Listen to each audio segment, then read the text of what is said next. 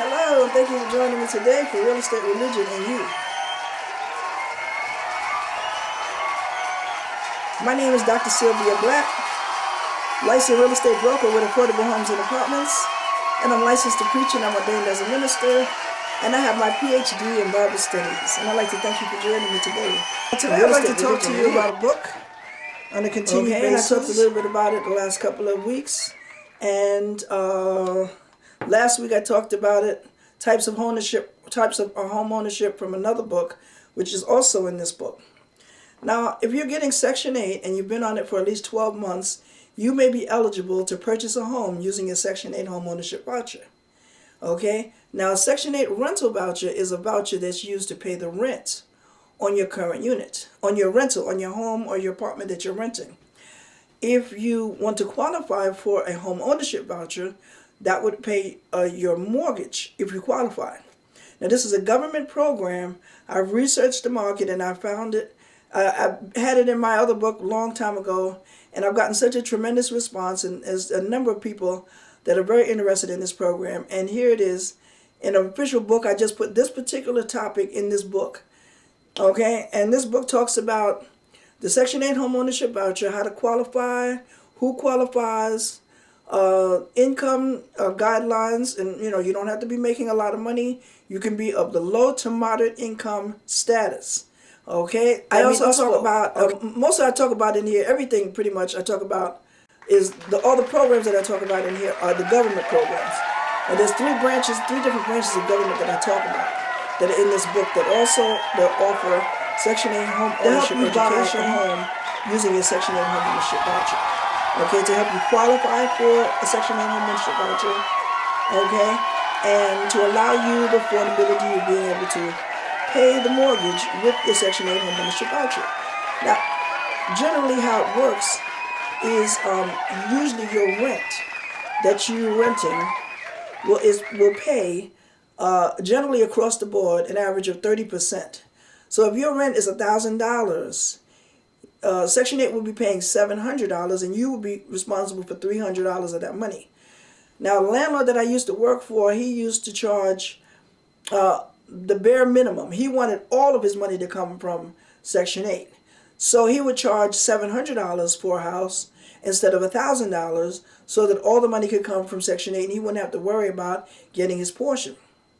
Okay? And I try to explain to a lot of out-of-town investors that come here to Buffalo and try to invest in property and then still go back home, in New York City where I'm from, and they think that they can manage property from 400 miles away. Like I said, this book is available on booksgaloreandmore.com. Again, when you go to the website at booksgaloreandmore.com, you click on the picture or the video, and it will take you to a link. It'll say link. You click on the word link or the URL, which is the website. It'll take you to another website, which is lulu.com, and that is where you order the book. Okay? Now, in this book, pretty much, I want to just go over a little bit about it again, what I talk about, and I think that you should definitely get yourself a copy of it. I talk about like the three different branches of government who offer assistance in Section 8 home ownership education and housing counseling. I talk about free housing counseling that's available, okay, that will help you qualify for the program. Okay, I don't qualify you for the program. Basically, how I work, I'm a real estate broker. So you come to me, okay, if you want a copy of the book, you can come to me. Also, when you're ready to buy a home, you can come to me. Or when you're just thinking about buying a home, come to me and I'll explain to you and I'll help you through your process from start to finish. Okay? And help keep it out of foreclosure. You might say, oh, my house is not going to go into foreclosure. I'm going to pay my bills. I'm going to do what I'm supposed to do. I'm going to be a responsible homeowner. Yeah, you may feel that you will be, and you probably are a very responsible person.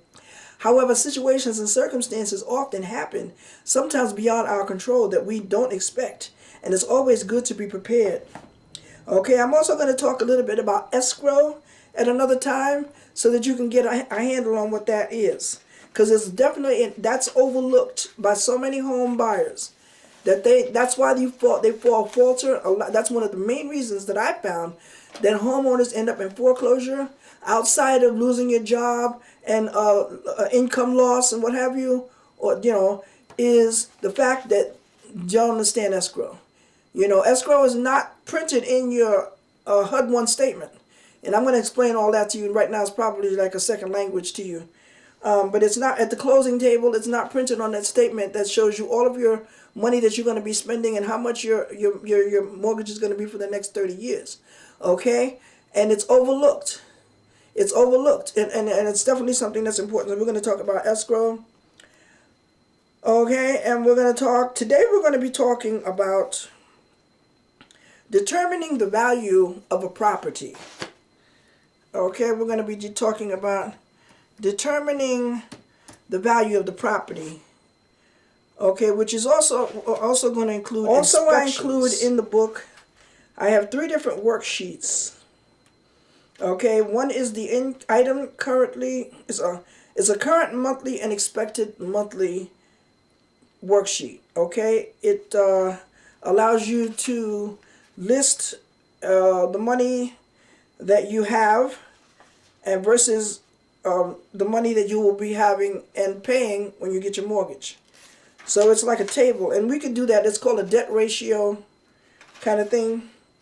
Okay, and then I have another worksheet, a couple more worksheets in here that would help you write in the book. You can actually, and have numbers in here that you can go by. That may or may not. I have monthly mortgage payment calculator I have in here, and it's called the net worth worksheet. Okay, it's assets and liabilities. This is the one where you list your assets and your liabilities and all your other monies that you're coming in so that you can get an idea of what you're working with. And now we're going to talk about, and this has been part of my book, Buying a Home with Your Section 8 Homeownership Voucher. And thank you for joining me today. Now, how do you determine the value of your property that you are interested in purchasing? Well, I'm so glad you asked. Now, the best way to determine the value is to monitor the sale of similar properties. And this can be done online, okay, on the website, online, okay, and similar properties in the geographical area. It's called an uneducated appraisal or an assessment, an equalized assessment, which is what we do here at Affordable Homes. We do an equalized assessment of the property. When I go out and I look at a house, I do an equalized assessment.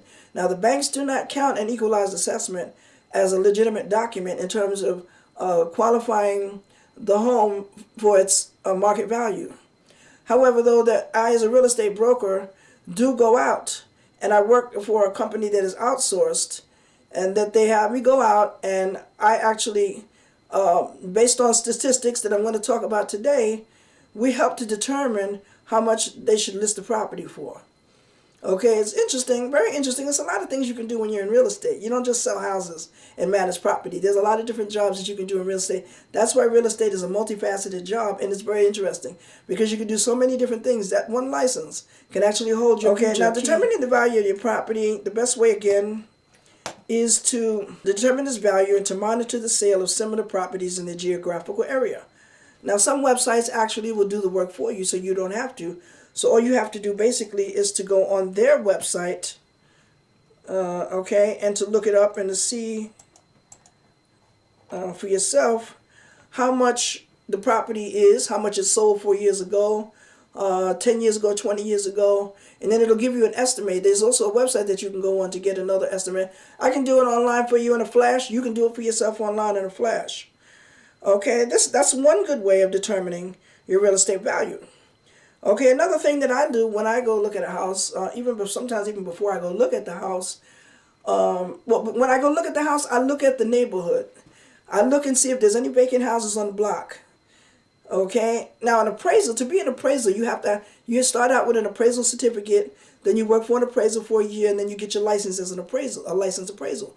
Now, once you become that, those appraisals are actually what the banks use in determining how much the property is worth. And they use that to establish loan value, purchase value, etc. Okay? So, now the way we track down, what I do is when I look at the block, I see if there's any vacant houses in the block. Okay, I'm standing in front of the house, and I look to the right of the block, and I look to the left. And actually, when you go on Google, you can see the street view from any city and state that you want to around the world, right from your computer, right here. Where you're sitting at, wherever you are, you can sit down right there in that seat. And you can go online and Google, and you can see the street view of any street in the world.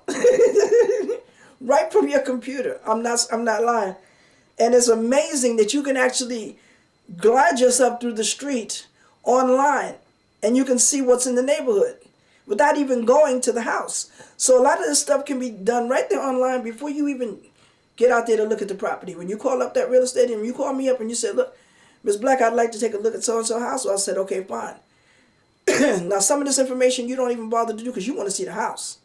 Okay, but there's a lot of other things that you need to consider as well, helping you to determine the value of the house or whether it's worth your time.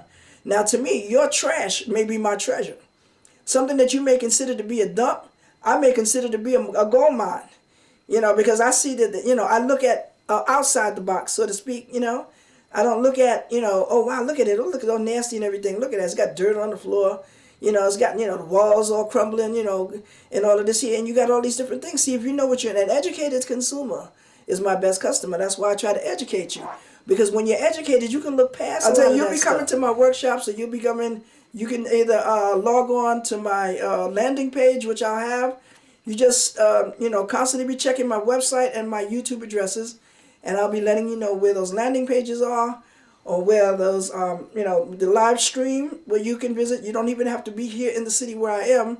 We can do it via Skype, or we can do it Yahoo Messenger. Honey, technology is a modern thing, baby. I can talk to you all the way in Japan if you got the technology, okay? And I can tell you how to get it done. You can be in Detroit, some of the poorest cities in the world, and find out about these programs right here from me, okay? Right here, where you at. You don't have to travel nowhere. You don't have to do nothing. Okay, just log on to it, and I'll give you the address. Just keep checking my website, which is affordablehomesandapartments.net. Affordablehomesandapartments.net. That's affordablehomesandapartments.net. And just keep checking that and check my computer. I look down the block this way, I look down the block that way. Then I turn around and I look at the block on the other side. Okay, and then now on the computer, which is a perfect thing, it's a great thing. You can get an aerial view. Okay, which means that you can look at it from here, like you're looking down on the street. So you can actually see the entire area, the total geographical area from that one spot. So you can see down here how far church is. You can see where the stores are. You can see if there's any abandoned lots in the vicinity. And that's what I look for. One thing I look for is to see if there's any vacant houses that are not lived in, what the condition are. And also I look for vacant lots. That means that there was a house that existed on that lot, but now the lot the house has been demolished for whatever reason, okay? That tells me the neighborhood, whether it's a thriving neighborhood or a declining neighborhood, okay? I look at the condition of the street, and yes, if the city's taking care of the street, then you know the city's taking care of its job. Are there any holes and dents in the street, or is your car on a roller coaster when you're going through that street? Because you have to visit the neighborhood different times of the day, okay? You have to visit it on the weekends, especially when it's hot. When the weather gets warm, that's the best time to check out a neighborhood to see what it's really like, okay? Because then you'll know, you'll probably see a lot of your neighbors, and a lot of your non-neighbors, okay? And you'll see, whether people hanging out in the stoop, you'll see what kind of activity goes on in the block. And I think that's important as well. Now, if that doesn't bother you, then, you don't need to do that, okay? But now I, as Affordable Homes, can help you save time and money in doing this for you and educating you as much as possible. And I do that in this book and other books that I have on my website. Now, the seller will have an asking price on the house, okay? Ignore that.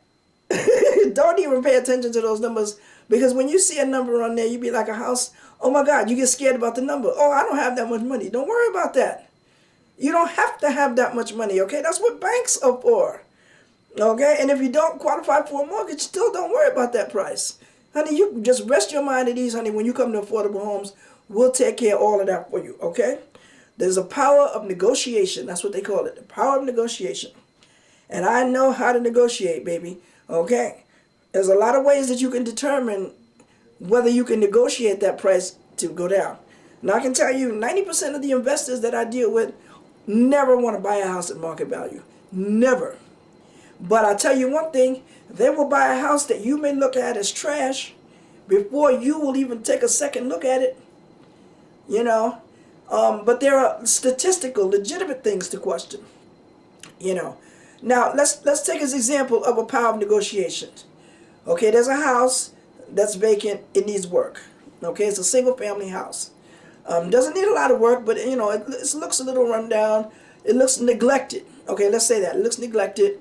And it's the only house on the block that's vacant. But it's secured, very secure. Okay? Streets are nice and paved and everything, right? It's been on, but however, it's been on the list for over 120 days. That's about what? 4 months. It's been on the list for 4 months. The asking price is way up. Much, much more than what the house is supposed to be worth. Okay? Let's take some numbers, let's throw some numbers at you. Okay, let's say the house, they're asking, let's say, $20,000. Out here in Buffalo, let's deal with Buffalo. They're asking $20,000 for a house. The only house on the block that's vacant, but securely boarded. The streets are nice. Been on the market for 4 months. Okay? So now you look at the house and they're asking $20,000. You do your little research, or I do my research, and I can look at it right away. And I said the house ain't worth more than $29,000 or fixed up. And I got to put at least $5,000 into it to fix it. Let's just say, for example, right? So now what are you going to do? Are you going to go to that owner and you're going to say, I want to offer it, I want to buy it for $20,000? No, of course not. You know, you're going to do your homework first. You look in the block and you see what other houses are vacant. You check out the neighborhood as much as possible. You see how much the house has sold for over the years in the past. You see what the market value of the house is today. Okay, so you offer whatever price you want to offer. Whatever price it is. Don't be stupid, though. You know, and now me, I would probably say, I would go down as low as 10. That's right. For a house that's offered $20,000, I'm going to offer you 10. Okay, I'm going to say $10,000 for the house. Now, I do that because, hey, if you set my $10,000, I'm going to get it. I'm like, I done got to steal. But more than likely, they're going to come back and negotiate that price. They're going to go higher. Okay, they're going to say, oh, well, no, this is the minimum that we're willing to take. And what that minimum is $15,000. Okay? So now you've actually got $5,000 off the house, the price of the house. So now you got a house that they're asking $20 and you got it for $15, and it's worth $30 when it's all fixed up. So you can buy it for $15, put $5 into it if you so desire. That's $20, which would have been the price that you would have paid for the house itself. And now you still got another $10,000 equity or more that you can get out of that house. So you can either move into the house, fix it up to what you want, refinance it, get that $10,000 and put it back in your pocket, or sell it and get another $10,000 and put in your pocket and keep on going with your bad self. Either way, that's $10,000 free and clear. If you do that every 2 months, you done made more money than you've ever made on the job. Okay, every 2 months, how much would that be? Let's say 12 months, 6 months, that's $10,000 every 6 months, six times a year. That's what, $60,000? And you don't even have to be there when the transaction takes place. That's what Affordable Homes and Apartments is here for. We're a licensed real estate broker. We do the work, so you don't have to. Now, that's the power of negotiation.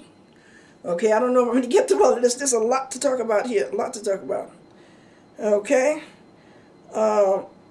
Once you accept the price, however, you're expected to go through with it. A lot of times, if you don't go through with the price that you've accepted, then you're going to lose some your earnest money deposit. Okay. Now, like we was just talking about the arts of negotiation, nobody ever pays sticker price. Just keep that in mind. So whatever price you see, throw that out your head. That's completely out. It's off. Okay? Even a brand new house can be negotiated, but a lot of people don't think that it can be, but it can. Everything can be negotiated, okay? You can walk into a store with a bicycle, and you can ask the man if they want to sell it for.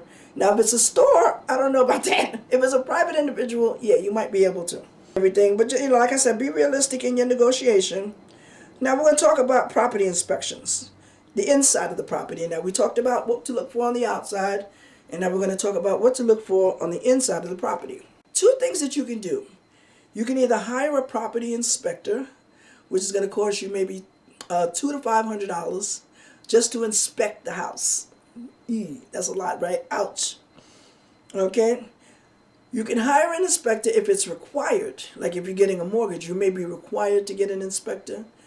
It's a good idea to perform an inspection, but not necessarily always the way to go in terms of hiring if you're trying to conserve. Okay, let's say you buy 10 houses. You're gonna hire 10 inspectors? You know, that's up to you. When you look at a house, the basic things that I look for, Okay, I look at the walls and I look at the floors and I look at the ceilings. Okay, when I'm on the outside, before I even go inside the house, I'm looking at the roof and I'm looking at the outside. And then I look at the bottom of the house and that tells me what the foundation is all about. Okay, the outside will tell me whether there's any warps in it or whatever. And if it's a warp in it, that means that the house is leaning, but it's not. If the house is not leaning and there's a warp, that means it's probably a warp in the siding and not in the house itself. Okay, you can find out what the exterior of the house is made out of also prior to in the listing agreement. It'll be there. Some houses still have asbestos on it, depending on how old the house is. Asbestos is not harmful as long as it's not touched. But once you touch it, you have to be professional. You can cover it up, but you'll probably still be listing it as an asbestos exterior siding. You look at the roof to see what condition the roof is in. Okay? Preferably, I want a house, no fire damage, a good roof, good exterior conditions. You can have a few missing shingles here and there, but that's okay. I know how to get me a 12-foot ladder and get up there and nail some shingles in. Okay, then I go inside and look at the foundation because I can see if it's leaning. Or if they put something down there to try to make it look like it's holding up or to cover up its infirmity. Okay, then I go inside, I look at the walls, the floor, the ceiling. But what I didn't look for, I look at the lighting fixtures. I look at the plugs. I look at the ceiling fixtures. Okay, I look at the pipes. I look underneath the sink. I want to see if the pipes are there. I look in the basement. I want to see the furnace. I want to see the hot water tank. I want to look and see if it's there. A lot of realtors don't put that picture in the listing agreement, and I think that's a disadvantage. If you put that picture in there, then that would help the buyer tremendously. I sell a lot more houses by including that picture in my listings. Okay, if there's a furnace and a hot water tank there, that means you don't have to put one. Okay, that means that the house is secure or the neighborhood is safe. Either way, it's a win-win situation. Okay, I looked at, like I said, then I look at the plumbing, I look at the electric, and I look at the appliances. I want to see if there's a stove, refrigerator, whatever. Okay, now probably might have to talk about the specific inspection, the things that you look for in inspection. But inspection of a property come in two general categories: latent and patent. Okay, a patent defects are obvious to see. Okay, a professional doesn't need to tell you that there are large water stains or cracks in the walls. A professional will tell you if these things amount to major problems or are mostly blemishes. Latent defects are hidden defects. They are located behind the walls and underneath the flooring. But usually there are signs of these defects in the walls, on the floor, or on the ceilings. For example, if the roof is leaking, you'll see there'll be stains on the ceiling, like yellowish stains, and that'll indicate that the roof was leaking at one time. If you see, okay, that's one thing, okay? Now, problems with the title to the property can also be something that a professional can help locate. Affordable homes and apartments, all right? The plumbing and all the wiring defects will even affect your health, like lead in the water or asbestos in the ceiling.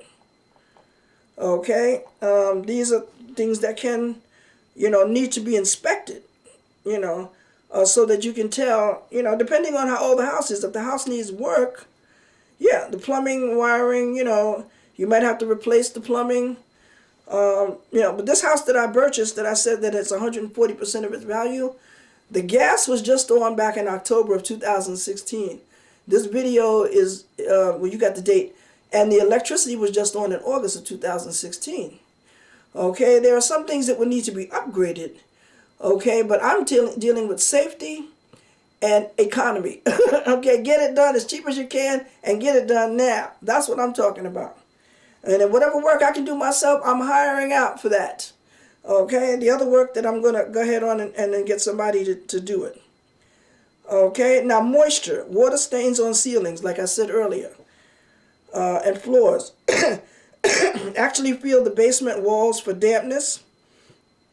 Okay, does something smell moldy? Do you see mold? Okay, where is it coming from? Check the standing water, both inside and outside the property. This could indicate problems with drainage. If you see a sump pump in the basement or garage, they should tell you right away that there are problems. Okay, if you see, a lot of people say, oh, a sump pump, well, that's nice. No, that means that there are problems in there. If that sump pump starts working, that basement is going to be flooded. And that's probably what happened before they put the sump pump in there. Okay, cracks. Go around the foundation, interior and exterior walls, fireplace and chimney. Check the basement, floors, garage, driveway, and walkways. If you can stick your finger into the crack, it's considered to be too large. But don't stick it all the way in, just just a little bit. Stick somebody else's finger in there, and not mine. I'm not sticking my finger in no cracks. Okay. Stickiness. Doors, cabinets, cupboards, and windows should open and close easily.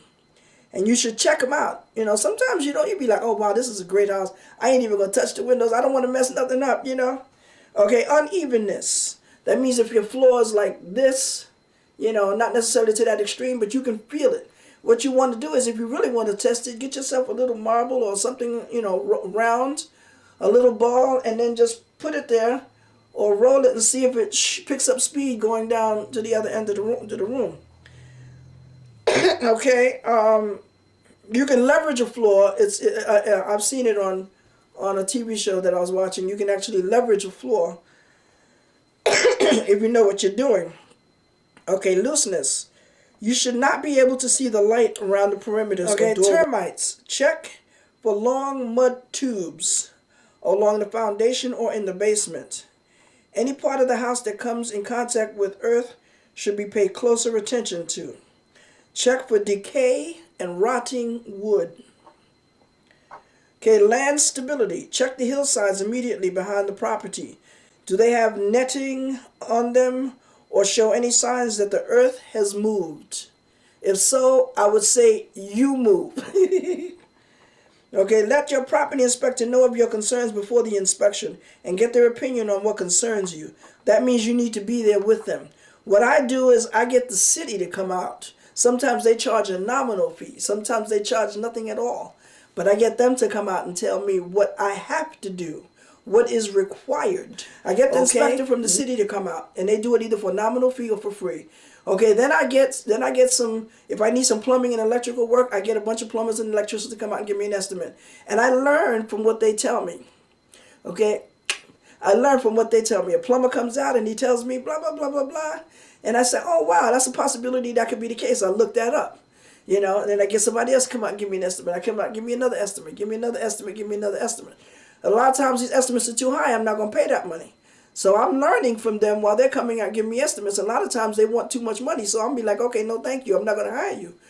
So I go with somebody else. So now I have a better idea of what it is that I need to do in order to get the property in order.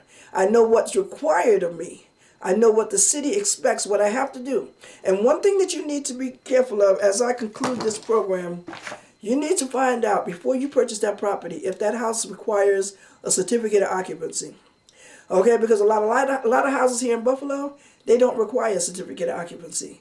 So you can just move in as it is. They say, oh, this property is not moving condition. Yes, it is, because I'm moving in its condition. Okay, that's that's moving condition. And that's what I did with a couple of houses out here in Buffalo. I didn't have no inspector, nothing. I looked at it, fine. It was fine for me. I even bid on one house without even looking at it. I didn't regret it, okay, because I still lived in it anyway. That's what you got to do. Make sure that you find out. And when you talk to me, Sylvia Black, licensed real estate broker with affordable homes and apartments, I'll let you know. In the listing agreement, it will say whether a certificate of occupancy is required.